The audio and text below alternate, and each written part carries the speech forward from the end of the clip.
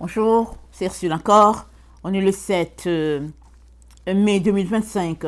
Alors, je viens sur la trompette aujourd'hui encore et je viens proclamer le retour de notre Seigneur Jésus-Christ. Amen, alléluia, soyons tous bénis, soyons remplis de sa joie. Amen. Alors, ce n'est pas volontiers que Dieu humilie. Amen, ce n'est pas volontiers que Dieu humilie. Et il est donc très important que nous puissions nous armer. Amen. De la pensée que cela fait partie des attributs de Dieu, d'humilier ses enfants. Pourquoi? Parce que notre Dieu, n'est-ce pas, est un Dieu très humble. Il est très très simple, notre Dieu. Dieu peut venir ici, se transformer en humain et te parler, et tu ne sauras pas que c'est Dieu qui est en train de te parler, jusqu'à ce que lui, il te révèle que tu sais quoi, la personne avec qui tu parlais, c'était moi en fait. J'ai juste pris cette forme-là pour vous montrer son humilité, sa simplicité. N'est-ce pas? Ça fait partie de son caractère. Si bien que, étant ses enfants, nous sommes appelés à refléter son caractère. C'est-à-dire, nous sommes appelés à être comme lui, notre Seigneur. Dans Lamentation 3, le verset 33, c'est dit « Car ce n'est pas volontiers qu'il humilie et qu'il afflige les enfants des hommes. Ce n'est pas volontiers. Mais il t'aime tellement. Il aimerait que tu atteignes ta destinée, si bien que la seule chose qu'il y a à faire, c'est de te faire passer par le chemin de l'humiliation. On n'aime pas ça, n'est-ce pas? Surtout quand on pense qu'on est correct et qu'on a reçu tout ce dont on a besoin, surtout si on a été éduqué d'une certaine manière, et puis on se dit que c'est nous qui avons l'éducation la meilleure. Et puis, ben voilà, on fait nos affaires, et puis bon, il ne faudrait pas que quelqu'un vienne nous déranger, parce qu'on est déjà correct. Il y a un jour, quelqu'un à qui j'ai parlé, je lui ai parlé de Jésus, je lui ai demandé s'il voulait donner sa vie à Jésus. La personne m'a dit, au fait, ceux qui donnent leur vie à Jésus, ce sont ceux-là qui ont des problèmes. Ils font des vilaines choses, ils ne sont même pas sûrs d'eux, ils ont des péchés à se reprocher. Mais moi, quand je me regarde, je n'ai rien fait. C'est-à-dire, il n'y a rien dans ma vie qui me montre que j'ai besoin de quelqu'un pour me défendre. Je ne fais rien de mauvais. Alors je regarde, c'est-à-dire je me suis déjà posé ces questions plusieurs fois pour savoir si c'était important que j'ai Jésus. La conclusion est que je n'ai pas besoin de lui parce que je suis correcte. Amen. Donc, il y a un aveuglement à quelque part parce que la personne pense qu'il n'y a que ceux-là qui sont détraqués, qui ont des problèmes, qui ont besoin de Jésus. Donc, il y a, n'est-ce pas, un aveuglement à quelque part, mais aussi il y a une vérité parce que Jésus-Christ a dit, je suis juste venu pour les malades. Ça veut dire que ceux-là qui croient qu'ils ne sont pas malades, ils n'ont pas besoin de Jésus. Ceux-là qui pensent qu'ils ont tout, ils ont la meilleure éducation, ils n'ont pas besoin de Jésus. Pourquoi vont-ils inviter Jésus dans leur vie? Et si bien que ils sont dans une sorte d'humilité qui est en fait un orgueil. Parce qu'on est tellement bien, qu'on a tellement observé, n'est-ce pas, les différentes règles de la société, que on ne sait pas qu'est-ce qu'on peut encore vouloir. On est correct. Mais au fait, Jésus-Christ, n'est-ce pas, est venu restituer ce qui a été volé à l'homme. La vie d'Adam lui a été volée. En échange, il lui a été donné la mort. Si bien que Adam est devenu un être souillé, lui qui a marché avec Dieu plus de 130 ans, qui était l'image de Dieu, le reflet de l'Éternel. Il était la gloire de Dieu, n'est-ce pas, sur la terre, appelé à perpétuer, n'est-ce pas, cette gloire sur la terre. Et il est arrivé un temps où il a marché, n'est-ce pas, avec Dieu, Adam, il est arrivé à un temps où, finalement, le péché ou bien l'erreur est entrée et puis Adam était la cause, est tombé dans l'erreur, ok? Il n'était pas la cause, mais il était tombé dans l'erreur. Si bien que nous naissons, n'est-ce pas, désormais, héréditaires de la race adamique. Amen. Et Jésus-Christ est venu ôter cet héritage, n'est-ce pas, en nous donnant son héritage à lui qui est la vie. Alors si tu donnes ta vie à Jésus, la mort n'a plus aucun pouvoir sur toi, tu es enfant de Dieu. Et s'il arrivait que tes yeux se fermaient à cette heure, tes yeux s'ouvriraient directement dans la gloire de Dieu, là où se trouve Dieu. Voilà pourquoi, avant de continuer mon message, je viens te demander si tu voulais donner ta vie à Jésus. Je viens t'offrir, n'est-ce pas, la possibilité de donner ta vie à Jésus parce que c'est dit que c'est en confessant de la bouche qu'on devient enfant de Dieu. Tu peux dire que tu n'as pas besoin de Dieu et puis donner toutes les raisons comme cette personne-là, mais à la fin de ta vie, tu seras confronté à cette vérité, c'est que tu devras donner un compte rendu ou bien faire un compte rendu à ton Créateur. Et si tu ne l'as pas connu sur la terre ou bien si tu l'as rejeté, ben, tu te retrouveras tout simplement séparé de lui et ça, Dieu ne le veut pas. Voilà pourquoi, ayant vu la situation humaine, Jésus-Christ a dit, Père, je vais y aller. Je me sacrifie pour que soit restaurée, n'est-ce pas, la vie qui a été volée.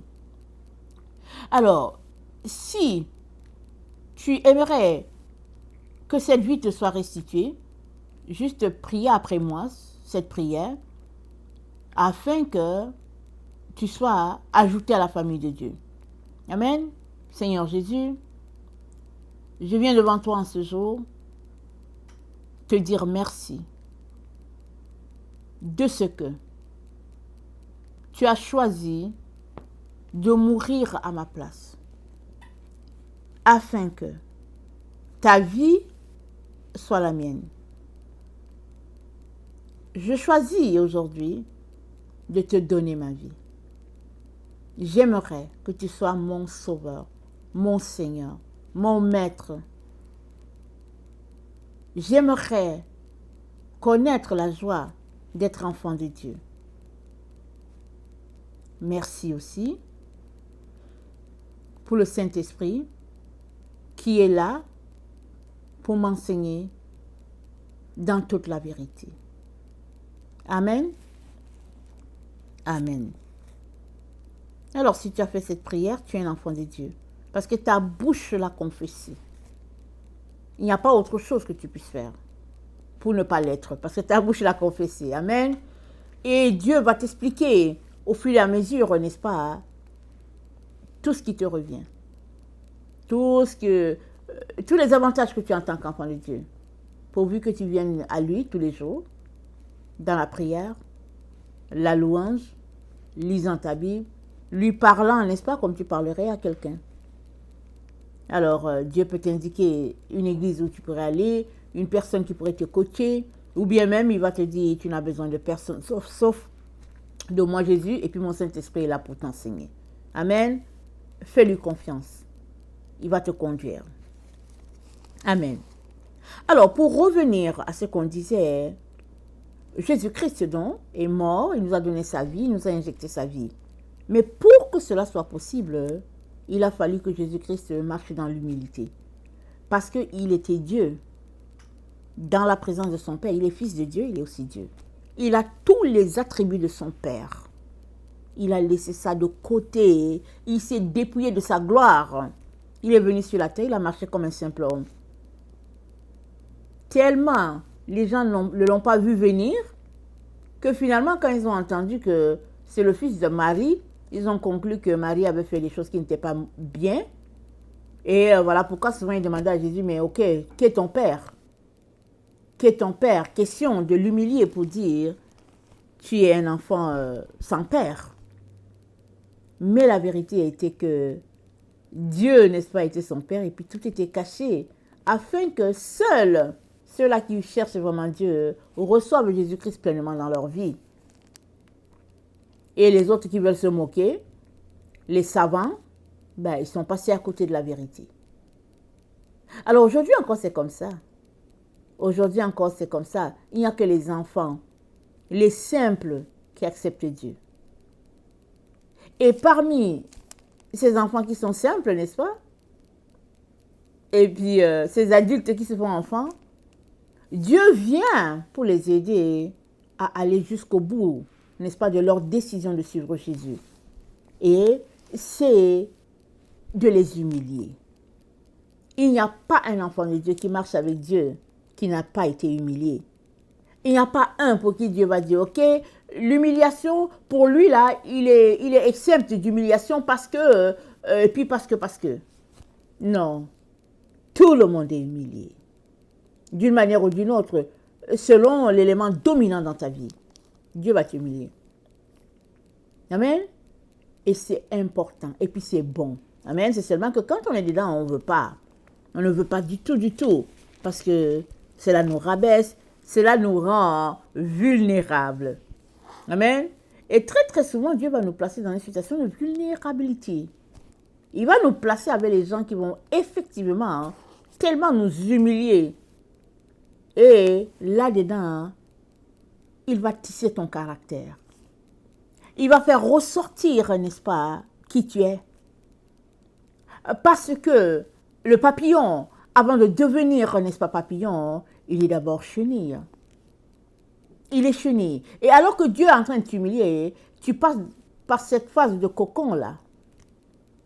La chenille se retrouve dans un état où elle est dans sa boîte, là, le cocon, là.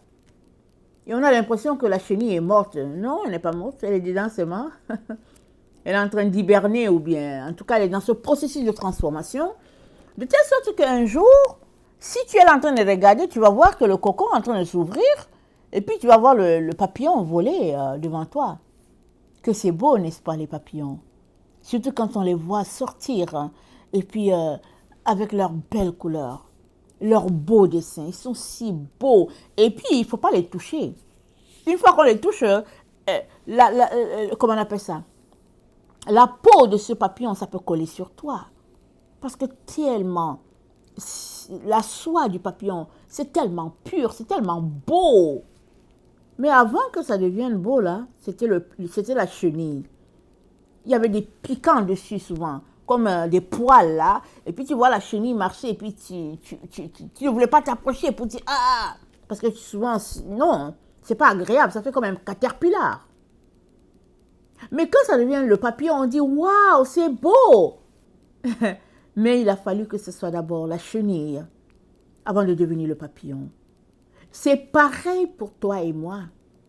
Avant que nous devenions le beau papillon de Dieu, nous sommes des chenilles qui entrons dans notre phase de cocon et Dieu est là. Et dans cette phase de cocon, n'est-ce pas, on arrive à un stade où on a besoin de dépendre totalement de Dieu.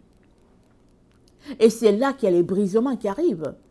Et il nous fait passer par l'humilité, l'humiliation, voilà, pour faire de nous des êtres humbles à la gloire de Dieu. Dans 2 Corinthiens 8, n'est-ce pas, nous lisons 2 Corinthiens 8, le verset 9, nous lisons ceci. 2 Corinthiens 8, le verset 9, c'est dit,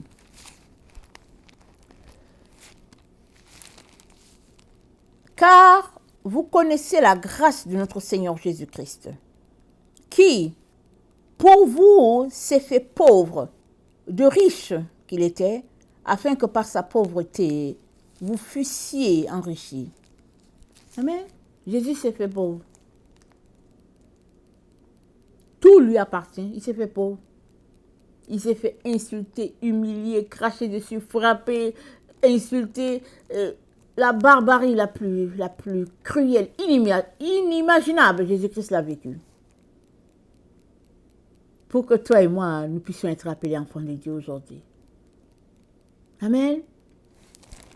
Philippiens 2, le verset 5 à 8. Philippiens, c'est après Éphésiens. Philippiens 2, le verset 5 à 8.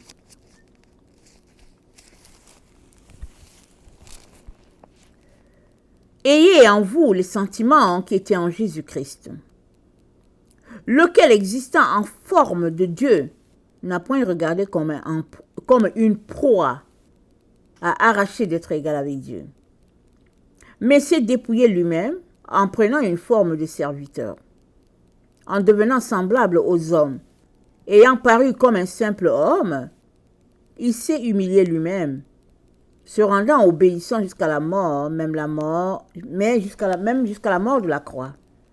C'est pourquoi aussi Dieu l'a souverainement élevé et lui a donné le nom qui est au-dessus de tout nom, afin qu'au nom de Jésus, tout genou fléchisse dans les cieux, sur la terre et sous la terre, et que toute langue confesse que Jésus-Christ est Seigneur, à la gloire de notre Dieu. Amen. Jésus-Christ s'est humilié jusqu'à la mort de la croix. Il paraît que c'était la honte, la mort sur la croix.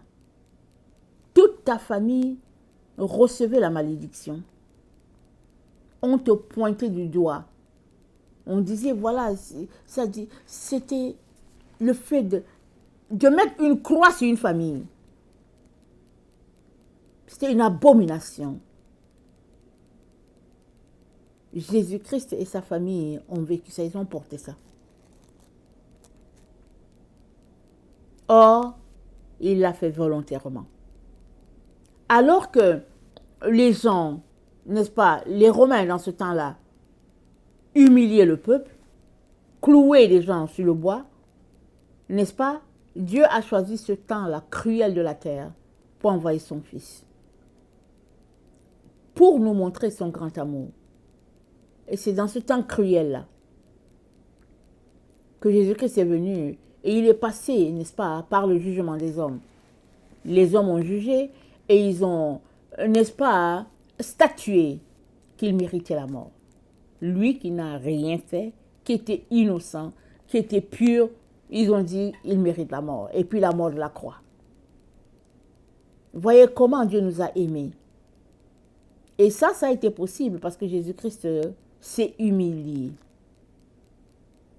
Il s'est fait passer pour un simple homme. Et puis un homme pauvre. Et puis quelqu'un qui n'a aucune valeur. Il s'est fait passer comme ça. Pour que toi et moi, nous puissions être appelés enfants de Dieu aujourd'hui. Et si nous lui avons donné notre vie, n'est-ce pas, nous savons que nous avons décidé de passer par le chemin étroit. C'est pour ça que nous lui avons donné notre vie. Parce que c'est dit, larger la route et spacieux le chemin qui mène à la perdition, beaucoup le prennent. Mais étroit est la porte, resserrer le chemin qui mène au ciel, très peu le prennent. Et ceux-là qui le prennent, n'est-ce pas, sont contents de dire, je suis devenu enfant de Dieu. Mais dès que tu empruntes ce chemin, Jésus-Christ s'organise pour que tu puisses passer par la marche d'humilité. Pardon. Parce que tu ne vas pas te rendre. Si tu ne vas pas te rendre, si tu demeures sur le chemin, n'est-ce pas, de la gloire des hommes. Une fois que tu appelles le Saint-Esprit à venir dans ta vie,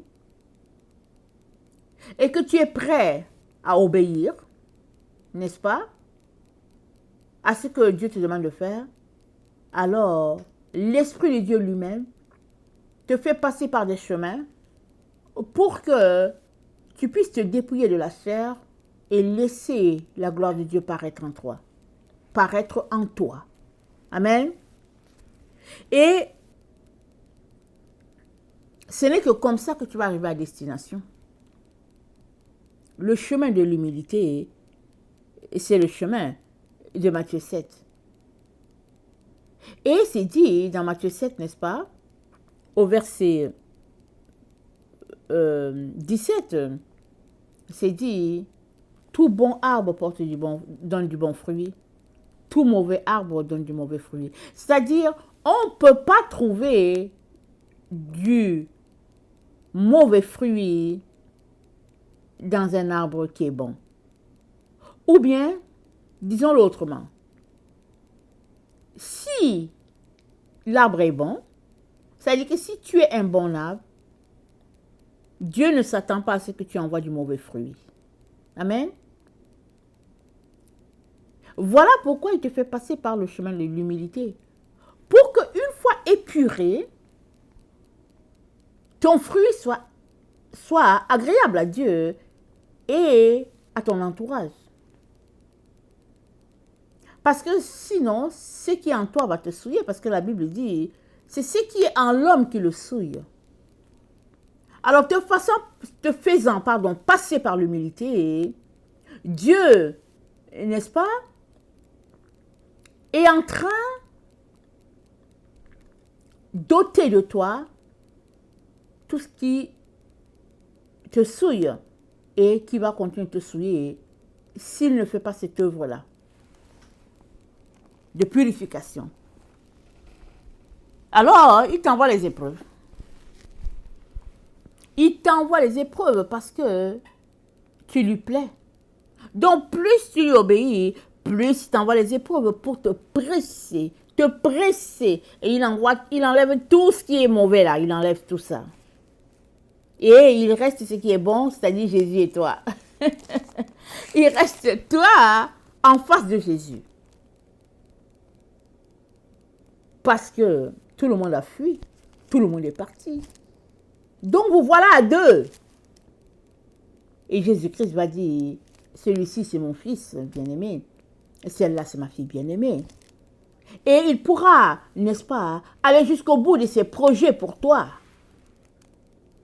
Mais si tu refuses l'humilité, ou bien si tu refuses d'être humilié, comment vas-tu faire?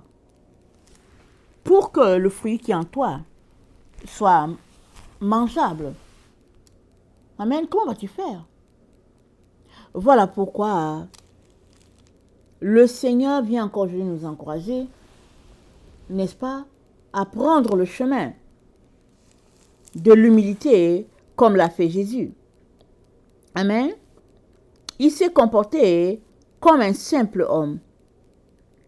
Et il s'est dépouillé, se faisant passer, n'est-ce pas, pour un humain comme toi et moi.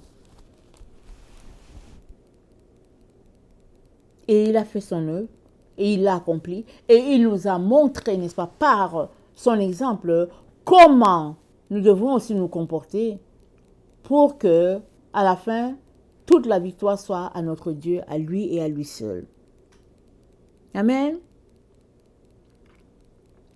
Alors, c'est dit au verset 4 de Philippiens 2, que chacun de vous, au lieu de considérer ses propres intérêts, considère aussi ceux des autres. Ça, c'est une clé. Amen. C'est un verset clé. Très souvent, on ne veut pas penser aux autres. C'est juste nous, et puis c'est tout. On donne notre vie à Jésus, et puis on dit, Jésus, je t'aime. Alléluia, amen, je t'aime, Jésus, je t'aime. Jésus dit, ok, merci. Mais est-ce qu'on peut aller plus loin? J'aimerais aussi que tu aimes ton prochain. Et puis c'est là que ça bloque. Non, Jésus, il m'a fait ceci, elle m'a fait cela, ils sont comme ça, elle est comme ci, ils sont ceci, ils sont... Et on demeure là. On ne va pas plus loin, on est là. Mais Dieu aimerait qu'on quitte cet endroit, amen. Et pour cela, on a besoin de le laisser faire. Et très souvent, la voie qu'il va prendre, c'est de venir nous humilier. Et on se retrouve, on se regarde, on dit, mais qu'est-ce qui se passe? Comment est-ce que je me laisse malmener comme ça? Et même les gens qui t'entourent vont te dire, attends, tu suis Jésus, regarde ce qu'il a fait de toi. Tu étais avant comme ci, comme ça, mais depuis que tu suis Jésus, voilà qu'est-ce que tu es devenu. Et ils vont venir en ajouter pour te décourager. Mais je viens te dire aujourd'hui qu'il n'y a pas un autre chemin en dehors du chemin de l'humilité ou bien de l'humiliation. Il n'y a pas un autre chemin. Si tu appartiens à Dieu, alors tu seras humilié pour la gloire de Dieu. Mets-toi ça dans la tête. Maintenant, c'est à toi d'accepter ce que Jésus-Christ est en train de faire. Parce que si tu n'acceptes pas, tu seras frustré. Tu vas claquer la porte à Jésus. Mais si tu l'acceptes, alors Jésus-Christ pourra faire le travail pour qu'à la fin, ce soit un beau papillon qui soit là, ou bien une belle fleur. Amen. Nous disons, maintenant si je vis, c'est plus moi qui vis, c'est Christ qui vit en moi. Donc si Christ vient en toi, il peut déclencher, n'est-ce pas, toutes sortes d'états, afin que lui en toi, tu sois, n'est-ce pas, son reflet. Tu sois le reflet de sa gloire. Les gens ne vont pas voir Jésus, mais c'est toi qu'on va voir. Mais on va voir la présence de Jésus-Christ en toi. Et c'est ça, n'est-ce pas, qui va attirer les autres. Ça ne va pas les repugner. Ça ne va pas les repousser. Ça va plutôt les attirer. Si bien que la maison du Père sera pleine. Parce que ton attitude, ton comportement a fait que les gens ont dit, son Dieu est vrai. Son Dieu est vrai, je veux le suivre. Et ça passe vraiment par renoncer, n'est-ce pas, à étaler, n'est-ce pas, qui nous pensons que nous sommes, ce que nous pensons que nous avons. Ça passe vraiment par là. Et puis de se souvenir qu'il y a un qui nous a aimés au-delà de tout et qui est mort pour nous donner la vie éternelle. Amen. Alors, dans Philippiens 2 toujours, au verset 20, Paul dit, « Car je n'ai personne ici qui partage mes sentiments pour prendre sincèrement à cœur votre situation. Tous, en effet, cherchent leurs propres intérêts et non ceux de Jésus-Christ. » Amen. Tous cherchent leurs intérêts et non ceux de Jésus. La situation dans laquelle Paul était. Et il cherchait quelqu'un sur qui il pouvait, n'est-ce pas, se reposer parce qu'il était en prison. Il cherchait à qui il allait confier le ministère. C'est-à-dire une personne dévouée à 100%. Mais les gens étaient portés juste par ce qu'ils gagneraient de la situation. Au lieu d'être portés par l'amour de Jésus-Christ qui les presse, non, ils étaient portés par ce qu'ils gagneraient de la situation. Et ça ne fait pas avancer l'œuvre de Dieu. Donc, Jésus-Christ t'humiliant te fait enlever toutes ces affaires-là.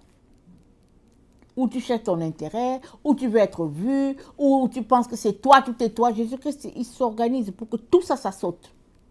Si bien qu'à la fin, le tableau est là. C'est Jésus-Christ qui a sauvé l'humanité. C'est lui et lui seul. Et il est encore là, n'est-ce pas, pour nous aider à ce que nous aussi, nous puissions triompher des épreuves sur cette terre et renoncer à qui nous pensons que nous sommes pour être comme lui.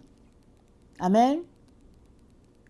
Que le Seigneur bénisse sa parole et que nous travaillons, n'est-ce pas, d'arrache-pied à laisser notre confiance au Saint-Esprit.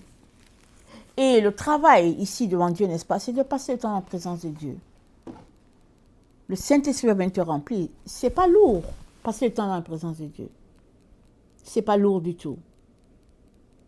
C'est ça, c'est à ça que Dieu nous appelle. Donc, il y a des choses qu'on ne devrait jamais négliger. Poursuivre notre relation avec le Seigneur. Ça se fait dans la prière, la lecture de la Bible, la communion avec les frères et sœurs, la communion avec le Seigneur. C'est là que ça se joue. Donc, venons. Amen. Venons dans la présence de Dieu. Laissant de côté toutes ces choses. Oh, je ne veux pas être humilié. Laissons tout ça et venons. Afin que Dieu puisse faire un travail de profondeur. Parce que souvent, on donne notre vie à Dieu et puis Dieu ne peut pas travailler parce qu'on ne lui a rien donné d'autre. Ou bien on lui donne notre vie, on lui donne 20%, le 80% on garde. Non. Si tu as donné ta vie à Jésus, c'est le 100% que tu lui as donné. Alors, laisse-le complètement te transformer pour qu'à la fin, tu sois plein en lui. Amen.